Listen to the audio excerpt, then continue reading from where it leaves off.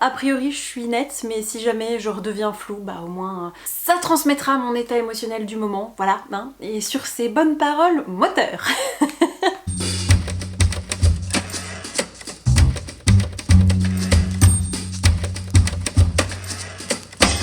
Hello mes petits gratins de macaroni à la confiture de figues, j'espère que vous allez bien. Je suis on fire aujourd'hui comme vous pouvez le constater parce que je suis ravie de vous retrouver pour un update lecture qui hume bon la BD, qui hume bon les bulles, les phylactères, le graphique parce que j'ai 5 BD à vous présenter et seulement 3 romans, mais il y a un coup de cœur intersidéral pour un classique de la littérature canadienne à l'intérieur, donc restez connectés, tout ça.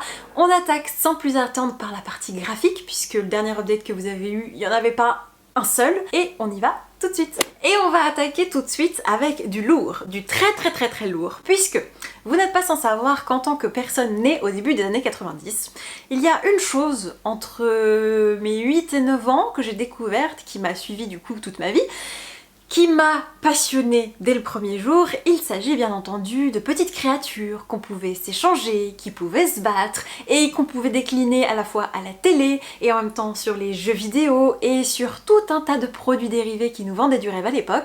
Il s'agit bien entendu des Pokémon. Et il n'y a pas si longtemps, Akileos m'a envoyé un mail pour me dire « on va sortir bientôt une BD un peu parodique autour de l'univers des Pokémon ». N'en jetez plus, je me suis précipitée pour dire oui et j'ai reçu Bakermon, le premier tome qui s'appelle Un jour je serai. C'est écrit et dessiné par Juliette Fournier et c'est publié donc aux éditions Akileos et c'était réjouissant au possible.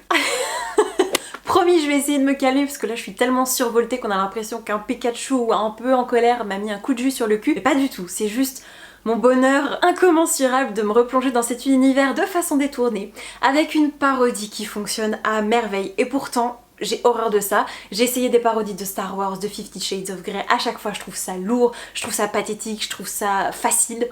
Mais là, Juliette Fournier est partie, je pense, avec beaucoup d'amour pour cette saga et a juste su décortiquer toutes les incohérences qui, quand on est gamin, passent crème, mais en fait, quand on est un peu plus adulte et qu'on prend du recul, et qu'on se rend compte que c'est quand même l'histoire de gamins qui sont jetés de chez eux avec des animaux un peu chelous pour se battre contre d'autres gamins, leur voler leur argent et puis faire tomber ces créatures KO et aller à l'autre bout du pays tout seul, sans adultes, et ils se font... bref, enfin vous aurez compris. Et en gros, Juliette Fournier a créé un bestiaire 100% inédit à partir d'objets du quotidien, que ce soit des rouleaux de PQ, des petites culottes, des poissons panés et vraiment tout un tas de personnages du coup de Bakamon qui sont hilarants. J'adore, je pense que je vous mettrai des inserts. Et puis vous avez même des nouilles, enfin je veux dire des pâtes qui sont des Pokémon et du coup elle va nous montrer que bah les poissons panés on les bouffe, que des Pokémon muffins on les bouffe, les Pokémon cornets de glace on les mange l'été. C'est tout un univers, en fait ça reprend vraiment le principe d'un gamin qui va du coup se lancer sur les routes pour devenir dresseur de Bakamon mais contre son gré puisque son père est mort d'un truc pas vraiment cool et du coup lui déteste les Bakamon mais sa mère va clairement le foutre à la porte et il va lui arriver des aventures et on se dit mais ça aurait tellement pu... En fait c'est ce qui se passait dans la version édulcorée Pokémon, ça on a la version pour adultes et ça fonctionne à merveille. J'ai adoré, je vous en dirai pas plus puisque vraiment c'est le déroulé d'une aventure sous le prisme d'un point de vue adulte, plus mature, très cynique et qui pourtant fonctionne à merveille. Si vous aimez Pokémon, vous aimerez forcément Bakamon. Foncez, c'est joli, c'est drôle, c'est intelligent et moi je n'attends qu'une chose, c'est le tome 2. Et là je suis en train de regarder la pile de ce qui me reste à vous présenter, je pense que je vais redescendre un peu toute seule parce que le plus fun est passé et on va atterrir sur des histoires d'amour, sur des rencontres manquées, sur des histoires de couple pas forcément faciles et des histoires de famille avec du deuil. Donc on va doucement retourner vers une ambiance un peu plus chill.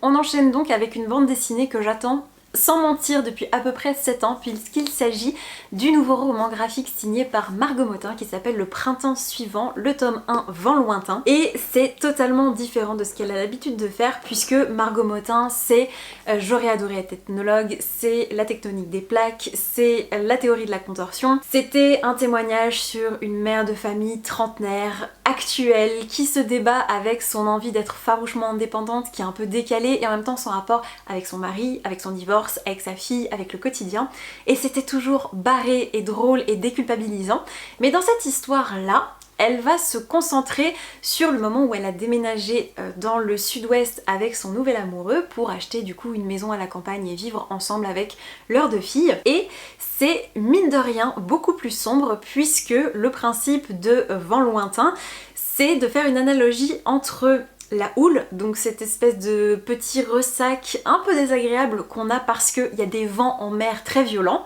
et nous on a que la version édulcorée mais qui présage peut-être une tempête ou quelque chose de plus intense, à la vie de couple. Et donc elle va s'atteler à analyser les différences fondamentales de point de vue, de façon d'être, de se comporter que elle et son mec ont et qui du coup vont se confronter au moment d'emménager ensemble. Et c'était très intéressant, en fait j'aime bien le côté sans phare sur le couple. Il y a vraiment des réflexions dans lesquelles je me suis retrouvée où je me suis dit ah ouais merde, ça fait un peu miroir pas hyper agréable à regarder. Mais d'un autre côté du coup ça donne une vision d'une héroïne qui est pas appréciable parce que un peu farouchement indépendante mais à la limite de l'égoïsme en fait. C'est que je comprends et je plus sois qu'on veuille pas se perdre dans le couple et qu'on veuille pas renoncer à son individualité, et bien sûr, enfin je veux dire c'est quelque chose à laquelle il faut s'accrocher, mais elle nous montre aussi qu'à trop vouloir ne pas faire de concessions ou à trop vouloir voir les choses selon notre propre prisme, notre propre perception, c'est compliqué quand on veut être 2. Et du coup j'ai été un petit peu décontenancée parce que l'héroïne n'était pas attachante, contrairement à tous les autres bouquins de Margot Motin.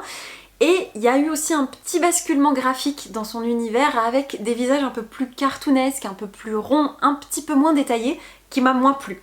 Pour autant, la colorisation est toujours chouette, les détails sont drôles, enfin il y a beaucoup de choses qui m'ont plu, mais c'est pas, je pense, ma préférée de l'autrice, même si j'applaudis le projet, et voilà. N'hésitez pas à vous pencher dessus parce que ça reste quand même, à mon sens, un incontournable de ma bibliothèque. Margot Motin, c'est à la vie à la mort. Mais voilà, n'hésitez pas, et si jamais vous l'avez lu, et n'hésitez pas à me dire ce que vous en avez pensé vous aussi. Et après cette incartade très colorée dans l'univers du couple et du Pays Basque, je vais vous présenter une lecture graphique qui change un peu de ce que j'ai l'habitude de lire parce que le dessin et l'ambiance n'est pas sans rappeler ce que j'appelle la BD de papa. Vous allez très vite comprendre. Il s'agit de Family Life, c'est écrit et dessiné par Jacques Louis et publié aux éditions Dupuis. Alors clarifions tout de suite un point, c'est que quand je dis BD de papa, c'est pas péjoratif, c'est juste que c'est un univers qui est différent de la BD jeunesse, qui est pas dans les mêmes codes, qui est pas dans le même univers graphique.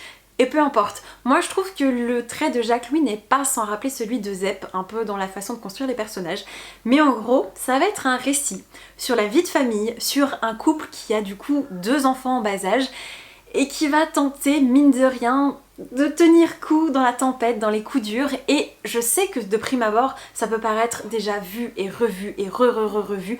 Et quelque part, oui, parce que c'est des thématiques qui sont communes, qui sont souvent abordées dans le franco-belge, dans la bande dessinée, qui sont propices vraiment au récit. Mais je trouve que la force de Jacques Louis, c'est d'avoir, avec ces ingrédients qu'on a toutes et tous dans notre cuisine, qu'on a déjà goûté 1001 fois, et ben il va réussir à assaisonner tout ça avec des épices sorties d'un peu nulle part, avec vraiment une personnalité, avec une patte, avec un goût et une saveur qui lui sont propres. Et c'était vraiment extraordinaire comme lecture, j'ai fini en larmes parce que c'est une réflexion sur le fait d'être adulte, de grandir, de construire une famille, mais en même temps, quand moi je le vois, plus je vieillis, moins j'ai l'impression de changer dans ma tête alors que c'est juste mon corps qui suit et mes responsabilités et le côté peut-être un peu moins fun du quotidien. Et ça l'explique vraiment très bien et ça explique à quel point ça peut être dur d'être 2 et en même temps à quel point c'est pas facile d'être parent tous les jours. Et ça montre aussi l'impact qu'a notre société moderne sur les enfants puisqu'on a une petite qui a beaucoup de mal à dormir, qui est très anxieuse, qui va devoir gérer les attentats, le terrorisme, et voilà, il y a énormément de choses, et le tout autour de la thématique du deuil. C'est-à-dire que au début de l'album, l'auteur va être frappé par un malheur dans sa famille, on ne sait pas exactement quoi, on ne sait pas exactement qui, et petit à petit, en fait, il va y avoir des planches au sein de la bande dessinée qui vont être très nostalgiques, très profonde, très émouvante sur l'absence, sur la gestion du deuil, sur comment continuer à avancer quand on a une famille qui compte sur nous et en même temps qu'on se sent coincé dans notre tristesse, dans notre chagrin, qu'on n'arrive pas à aller de l'avant. Et il y a de magnifiques métaphores filées tout au long de l'album qui sont extraordinaires. Il y a un jeu sur les couleurs en fonction de la tonalité du propos qui va être développé dans les planches. Tout est émouvant. J'ai adoré ce duo de parents, j'ai adoré les petites filles, j'ai véritablement tout aimé. Et je sais que c'est très loin de ce que je vous présente habituellement parce que oui, ça fait penser à du franco-belge classique, c'est ce que je vous disais. Mais je vous conseille vraiment de lui donner sa chance parce que j'aurais mais foncièrement regretté d'être passée à côté. C'est une merveille. J'ai d'ailleurs fait une chronique sur le site des éditions Dupuis, donc je vous la mettrai en barre d'infos si ça vous intéresse, si vous voulez un avis peut-être un petit peu plus posé puisque j'ai pris le temps de l'écrire juste après l'avoir lu, donc ce sera aussi peut-être plus frais. N'hésitez pas, c'était juste génial, génial, génial. À mettre vraiment entre toutes les mains. Et si c'est pas pour vous, peut-être un cadeau pour un adulte de votre entourage, ça marchera, j'en suis persuadée. Puisqu'on y est, on va y rester dans cette ambiance patte graphique un peu atypique et propos percutants. C'est totalement autre chose, mais vraiment j'ai adoré également. Il s'agit de Comme une bête ou Comment je suis devenu végétarien. C'est écrit et dessiné par Cédric Talling et publié aux éditions Rue de l'Échiquier. À chaque fois que je mentionne cet auteur, que ce soit dans des tags, dans des book hauls ou ce genre de choses, je peux pas m'empêcher de vous renvoyer vers mon ancienne chronique de son dernier album qui était Taureau et moi, qui était vraiment extraordinaire. J'aime énormément le travail de cet auteur qui arrive à manier propos théoriques et personnels vraiment d'une façon éclairante à chaque fois sur un sujet en particulier. Et dans Comme une bête, il s'attelle à notre rapport à la nourriture, à notre rapport à la viande, aux animaux, au spécisme. Et c'était peut-être pas révolutionnaire parce que tous les arguments qui sont mobilisés dans cette bande dessinée, j'ai eu l'occasion de les voir dans des essais, dans des articles, dans des reportages, dans des documentaires. Mais pour autant, c'est une bonne claque de rappel qui fait pas de mal, qui est percutante, qui est passionnante et je pense à mettre entre toutes les mains. Dans cette histoire, on va suivre Richard qui est quarantenaire, parisien, acteur, qui à chaque fois qu'il débarque dans une soirée depuis son adolescence, il ramène toujours du pinard et du saucisson parce que pour lui, ça lui rappelle l'enfance, ça lui rappelle les vendredis soirs où il attendait son père, le saucisson, pas le vin. Bien sûr, et voilà, c'est tout un schéma de pensée qui est attaché à la viande.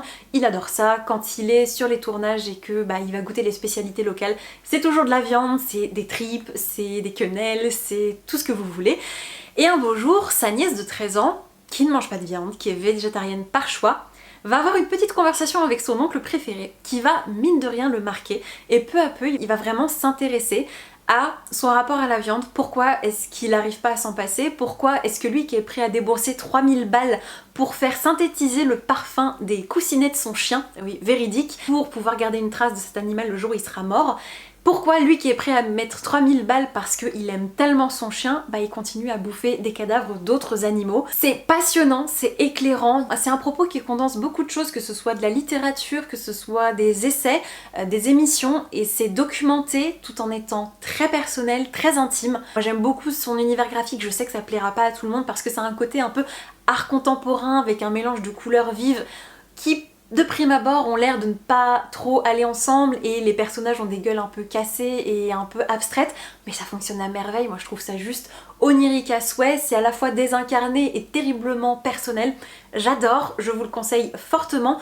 Si c'est une thématique qui vous intéresse, vraiment c'est un excellent éveilleur de conscience à tout âge. Et je vous le conseille, hein, on va pas changer de disque, c'était chouette, chouette, chouette. Dur à lire, nuancé, pas manichéen ni donneur de leçons, mais en tout cas ça prend parti, ça prend position. Et c'était bien, c'était bien. Et pour clore en beauté la dimension graphique de cette update lecture, je vous ai gardé un album extraordinaire qui est sorti chez Dargo il y a très peu de temps et qui a été juste une caresse pour mes yeux et pour mon âme. Il s'agit de Malgré tout, écrit et dessiné par Jordi Lefebvre. C'est la dernière bande dessinée que j'ai pris la peine de chroniquer sur Instagram avant de couper tous les réseaux sociaux pour le mois d'octobre. Et mon Dieu qu'elle le mérite parce qu'elle est belle, elle est touchante et elle est innovante d'un point de vue purement formel. Je vous montre ça tout de suite, c'était extraordinairement délicieux. Je vais commencer par vous brosser très sommairement, très factuellement le pitch puisque c'est une histoire qui se vit, c'est une histoire d'amour qui est contrariée, qui est reportée, qui est impossible, qui est à distance, enfin bon bref. En gros, on va suivre Anna et Zeno. Anna, c'est une battante, c'est une femme indépendante, qui est aimante, qui est droite dans ses bottes, qui sait ce qu'elle veut, qui va se marier avec Giuseppe, qui va devenir maire de son petit village en Italie. et qu'on va suivre du coup pendant toute sa carrière politique et qu'on va suivre quand elle est jeune retraitée. Donc déjà on a un portrait de femme forte dans une Italie extrêmement bien dessinée, ça partait plutôt bien, mais en plus on va suivre Zeno qui est donc le personnage principal masculin de cette histoire. Zeno qui est un loup de mer, qui est un baroudeur, qui sait pas rester en place, qui bouge tout le temps, qui voyage, qui gravite comme ça dans la vie des gens qu'il croise. Et les deux se sont rencontrés à un moment, on le comprend mais on ne le voit pas tout de suite, et ils vont s'écrire, ils vont se téléphoner, et ils vont se télescoper sans jamais se croiser au bon moment, et on sent que les deux ils s'aiment mais qu'ils savent pas être ensemble. Et Zeno du coup, il va bosser pendant des années sur un bateau à l'autre bout du monde, et en parallèle de ça, pendant 40 ans, il va se consacrer à une thèse qui a pour cause le retour dans le passé par un élément bien spécifique. Enfin, c'est un truc métaphysique, à la limite de la physique quantique, enfin bon bref, c'est toute une thèse, et au début on a l'impression que c'est un truc un peu anecdotique, mais en fait on comprend que la thèse de Zeno a dicté l'apparence, la construction narrative de l'album entier, et c'était génial. Je vous ferai pas l'affront d'essayer de vous condenser, de ramasser le propos qu'il défend le jour de sa soutenance devant un jury, mais sachez juste que cette notion de retour en arrière suite à un élément précis va dicter la forme de l'album qui fait qu'on commence par le chapitre 20 et on termine par le chapitre 1. Et c'était extraordinaire parce que du coup, aussitôt que je l'ai terminé, je l'ai relu et on peut le lire en fait dans tous les sens et c'est passionnant à chaque fois. C'est très inventif, c'est éminemment beau. J'ai adoré les scènes où ils sont au téléphone et du coup, ils se retrouvent sur des cases par des jeux absolument magnifiques. J'ai adoré toute cette bande dessinée, la construction, les personnages et j'ai adoré aussi le personnage de Giuseppe qu'on ne voit pas beaucoup qui est l'époux d'Anna, qui est pourtant un père de famille extraordinaire qui s'occupe de leur petite fille et qui est si tendre avec sa femme et voilà là, moi Giuseppe c'est un peu le rock, le personnage solide de cette histoire et leur relation est si belle et la relation entre Anna et Zeno est si forte et si intense et en même temps toujours ratée, toujours tumultueuse. Bref, si vous aimez les histoires d'amour qui ne sont pas sans rappeler je trouve un peu le principe de Un jour de David Nichols avec on les suit à des moments T de leur vie, à des moments clés et on rembobine et voilà, c'était juste magnifique. Le trait est somptueux, la colorisation l'est tout autant. Vraiment c'est un très bel album que je vous conseille très chaudement. Chaleureusement, vivement, avec émotion, avec entrain, avec enthousiasme, allez-y, foncez! Et je suis presque en train de me dire que j'aurais dû garder cette chronique pour la fin parce que maintenant j'ai du mal à enchaîner sur quelque chose qui sera fondamentalement différent, peut-être un peu moins bien. Donc je me tâte à sortir la carte de l'autre coup de cœur intersidéral, mais en même temps je veux le garder pour plus tard. Je ne sais que faire. Ouais, non, allez, on va faire un peu les montagnes russes, histoire de pimenter un peu tout ça. Et je vais vous présenter une lecture qui était pas mal, mais qui était pas ouf. Et il s'agit du Prince Cruel, écrit par Holly Black et publié aux éditions Rajo. Oserais-je attaquer cette chronique en disant que c'était une lecture rageante de chez Rajo ? Non, parce que même moi qui ai un humour de merde, ça me fait pas rire. Mais en gros, dans cette histoire, on va suivre Jude, qui est une petite fille qui vit avec ses deux sœurs et ses parents dans notre monde, jusqu'au soir fatidique, terrible et ténébreux, où un grand faé guerrier, méchant, sordide, va venir tuer sa mère, défoncer son père à coups de hache et emmener les trois petites sur son royaume puisqu'il s'avère que l'aînée est en fait sa fille légitime. Du coup, les gamines vont grandir sous sa protection, les deux petites vont se faire à l'idée, la grande n'aura qu'une envie, c'est de fuir pour retourner dans le monde des humains.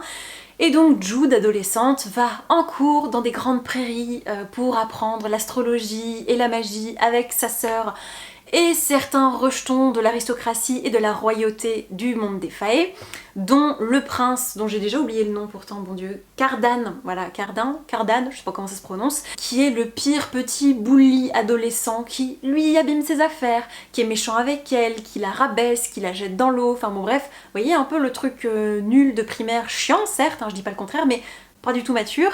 Et moi quand je lis Le Prince Cruel, je m'attends à un prince qui décapite, qui arrache des ailes, qui arrache des nez, des oreilles, qui s'en fait des colliers, enfin un truc qui envoie du pâté quoi. Et pendant la première moitié de l'histoire, du coup je lis ces histoires adolescentes, de revendications, de je veux faire ma place et je vais leur prouver, etc. Et il se passe pas grand chose et ce prince, vraiment, dans ses tumultes adolescents, m'agace. Et puis, il se passe un truc, effectivement digne de la Game of Thrones, de la nuit écarlate, la nuit sanglante, je sais plus comment est-ce que ça se passe dans Game of Thrones, vous savez, où tout le monde se fait zigouiller, et là ça va commencer à être un peu plus intéressant. Donc en soi, la première moitié pour moi était un peu achetée, et à partir de la deuxième moitié j'étais dedans, j'ai trouvé ça cool, et je lirai la suite. mais c'est un petit peu long quand même sur 600 pages de devoir se farcir 300 où t'es là, ouais c'est pas incroyable. Mais je comprends pourquoi tout le monde a aimé cette histoire, parce que Jude a des côtés un peu agaçants, mais ça passe. Il y a quand même quelques trucs où des fois elle est blessée, mais après elle peut ramper sur ses blessures et ça pose de problème à personne. Il y a des petites incohérences comme ça qui m'ont un peu agacée. Mais ça se passe bien, et voilà. En fait, quand on oublie ce côté vraiment trop teenage, ça commence à s'enclencher, ça commence à être cool, et vraiment je lirai la suite de la trilogie avec plaisir. Mais moi qui espérais retrouver quelque chose un peu à la Un palais d'épines et de roses version Game of Thrones, j'ai été assez déçue. Donc lecture plutôt mitigée, c'est pas incroyable mais c'était pas nul non plus, je lui ai mis 15 je crois, donc affaire à suivre. Je comprends l'engouement mais je le partage pas totalement. D'ailleurs, pour celles et ceux qui l'ont lu, n'hésitez surtout pas à me dire ce que vous en avez pensé en commentaire, ça m'intéresse. On enchaîne avec une autre lecture qui sera pas non plus dans le panthéon des lectures incroyables de cette année. Il s'agit de Comment j'ai changé ma sœur en huître et une huître en ma sœur d'Émilie Chazeran, publié chez Sarbacane dans leur collection Pépix. En gros, dans cette histoire, on va suivre Germain, qui est un petit bonhomme de 9 ans, qui s'entend pas hyper bien avec sa sœur Judith, qui est un peu chiante, qui glousse avec ses copines, qui aime trop la mode, qui est un peu superficielle. Par contre, il adore ses parents, qui sont un peu marginaux, qui sont un peu originaux, qui s'entendent extrêmement bien, puisque, je tiens quand même à le dire tout de suite, c'est le seul livre jeunesse que j'ai jamais lu de toute ma vie, où on parle des parents qui ont des relations sexuelles tous les 3 chapitres. Donc j'étais un peu... Ah ouais, quand même, ok, très bien, on mentionne que les parents ont une vie sexuellement active, pourquoi pas. Parenthèse refermée. Toute cette famille va du coup aller devoir passer le nouvel an chez la grand-mère qui est hyper tradie, hyper collée, serrée, collée, montée, rien qui dépasse. Donc ça promet d'être un petit peu pas terrible. Et quand elle va dégainer le plateau d'huîtres, Germain va en entendre une qui lui parle directement parce qu'elle veut pas mourir et qu'elle veut avoir un corps humain pour pouvoir goûter la vie, la vraie. Il va passer un accord avec elle et transformer du coup sa sœur, à qui il en veut beaucoup, en huître. Donc l'huître va passer dans le corps de sa sœur, sauf que sa sœur va être transférée dans l'huître et ça va être le début des problèmes. Oui, c'est totalement barré, mais en même temps, c'est Émilie Chazeran à qui on doit La Société des pépés adoptés ou Falalalala, dont je vous ai déjà parlé. Elle a écrit aussi La Fourmi Rouge, qui apparemment était assez déjantée, mais je crois que c'est le seul que j'ai pas lu. Et bah forcément, Comment j'ai changé ma sœur en huître, tout est dans le titre, et c'était décalé. Et j'ai bien aimé le côté où on va questionner les rapports frères-sœurs, c'était assez chouette, avec une entraide qui va s'installer, avec une dichotomie qui va finir par se gommer petit à petit. Et il y a aussi toute une réflexion sur les parents, il va y avoir aussi une réflexion, un petit pied de nez, un petit hey, mouvement du coude en faveur du végétarisme, donc j'ai trouvé ça assez chouette. Pour autant, c'est vraiment pas le meilleur roman de l'autrice à mes yeux, c'est un petit peu oubliable, c'est barré, c'est déjanté, ça fait passer un moment sympa, je pense que je suis un petit peu trop vieille peut-être pour celui-ci. Je pense que les enfants trouveront ça drôle, mais ça casse pas 3 pattes à un canard non plus, c'était un bon moment, mais clairement j'ai passé l'âge. Par contre, en revanche, là je voudrais que vous soyez un peu concentrés puisque vous avez dû piquer du nez avec cet update un peu long. Il y a une héroïne, une petite fille, pour laquelle je ne serai jamais trop vieille, un roman pour lequel je ne serai jamais trop aigrie. Il s'agit de l'extraordinaire Anne de Green Gables, écrit par Lucy Maud Montgomery et publié ici chez Toussaint Louverture dans leur nouvelle traduction, qui était juste extraordinaire. Et vraiment là quand je vous dis extraordinaire, je pèse mes mots. C'est pas un superlatif jeté comme ça pour le côté sensationnaliste ou rapide de la chose.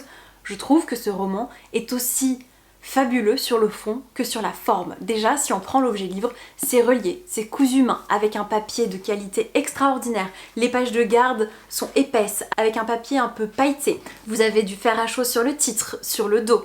C'est juste incroyable. La prise en main est agréable, le papier est doux. Enfin, quand vous l'avez en main, vous savez que vous allez passer un beau moment déjà parce que c'est agréable de le toucher, c'est agréable de naviguer dedans, c'est élégant, c'est soigné, c'est beau et ça va tout à fait avec cette histoire que j'aurais voulu découvrir avant parce que je pense que j'aurais voué un culte à Lucy Maud Montgomery bien avant, mais peut-être que j'aurais pas eu la maturité et le recul nécessaire pour aimer le texte à sa juste valeur. Puisque, pour celles et ceux qui ne connaissent pas, et aucune honte à avoir puisque j'ai découvert cette histoire il y a pas très longtemps, j'en avais entendu parler mais sans plus, on va suivre Anne Shirley, qui est une petite orpheline qui va être adoptée totalement par hasard et un peu à défaut par un frère et une sœur qui sont vieux garçons et vieilles filles à Green Gables, qui est donc une propriété perdue dans le Canada, dans un truc très vallonné, très beau, au bord de la mer. Et la petite fille va donc débarquer dans ce foyer qui voulait adopter un garçon pour aider Matthew au champ. Et ils vont se retrouver avec une petite fille assez rêveuse, extrêmement bavarde. Je pense qu'on n'a jamais vu d'héroïne comme ça. Et vous avez des pages et des pages de monologues où tout ce qu'elle voit l'inspire, tout ce qu'elle voit l'enchante. Et cette fratrie va voir débarquer du coup cette petite fille et se laisser charmer petit à petit. Alors pour Matthew, il suffira d'un trajet en calèche entre la gare où il a récupéré la petite et passer ce moment de sidération où il constate que ce n'est pas un garçon, jusqu'à arriver à Green Gables où il est conquis par cette petite fille solaire, différente, entière, qui vit ses émotions, qu'elles soient bonnes ou mauvaises, avec une intensité qu'on a vue nulle part ailleurs. Et vous avez Marissa, du coup, qui est sa sœur, qui va petit à petit se laisser gagner par cette gamine qui est juste incroyable, unique, et on va la voir découvrir du coup son environnement, sa nouvelle famille d'accueil, les voisins, puis l'école, puis la voir petit à petit évoluer. Et au départ, j'étais pas préparée à ces pages entières de monologues, à ces pages entières de réflexions, et je ne m'attendais pas non plus à la suivre sur autant de temps. En fait, on va la suivre petite fille jusqu'à adolescente où elle parlera peut-être un peu moins, mais elle garde quand même cette capacité à s'émerveiller de tout, à rendre tout plus beau, tout plus intense, tout plus lumineux. Et c'est une personne que j'aurais aimé connaître, je pense, dans la vie de tous les jours, parce qu'elle arrive à nous faire remettre en cause notre façon de percevoir le monde et de nous faire comprendre que tout est sujet à émerveillement, à questionnement, à réflexion, et c'était tellement rafraîchissant et doux d'avoir ces moments avec elle où juste j'avais monté mes tartines et je me perdais à Green Gables avec elle.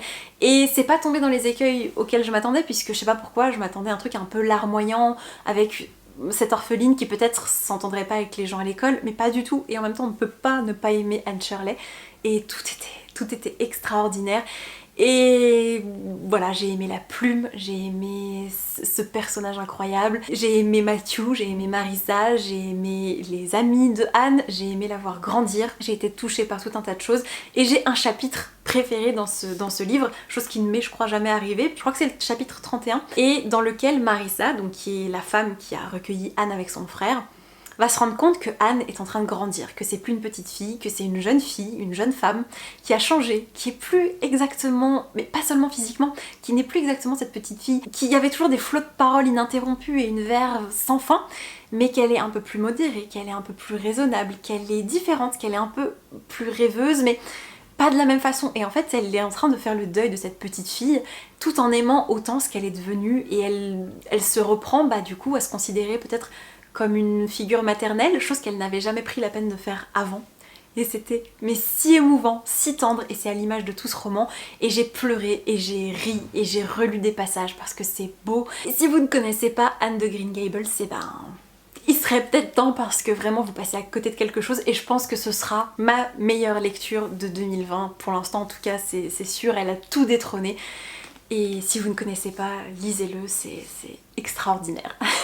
Et je sais qu'il existe une adaptation Netflix qui s'appelle Anne with an E, qui est dispo depuis un moment, même si je crois qu'elle a été annulée en cours de route, donc on n'aura pas tout le récit, et tout le monde ne m'en dit que du bien, j'en entends vraiment des échos élogieux, en veux-tu en voilà, mais j'ai tellement aimé le livre que j'ai peur d'être déçue par son adaptation maintenant. Donc si vous avez vu la série, n'hésitez pas à me dire ce que vous en avez pensé, si vous avez lu, vu... Bref, si vous pouvez me faire un comparatif, ça m'intéresse aussi, parce que j'ai envie de prolonger l'expérience, mais je me dis que peut-être que c'est mieux que je le relise, que je ne vois la série et que je sois déçue. Donc dites-moi, et si vous ne connaissez pas, lisez Anne de Green Gables. Et voilà, une fois encore, j'ai trop parlé, j'étais trop bavarde, mais j'espère vraiment que cette vidéo vous aura plu, que vous me ferez confiance. Si certains titres vous ont tenté et que vous ne les avez jamais lus, allez-y, foncez. J'attends vos retours dans les commentaires, et en attendant, je vous souhaite comme d'habitude de merveilleuses rencontres de papier, et je vous dis à très vite pour la prochaine vidéo. Ciao ciao! We could be dancing in the stars, we could be floating all away, as long as I'm safely in your arms, and it don't really matter where we stay, 'cause babe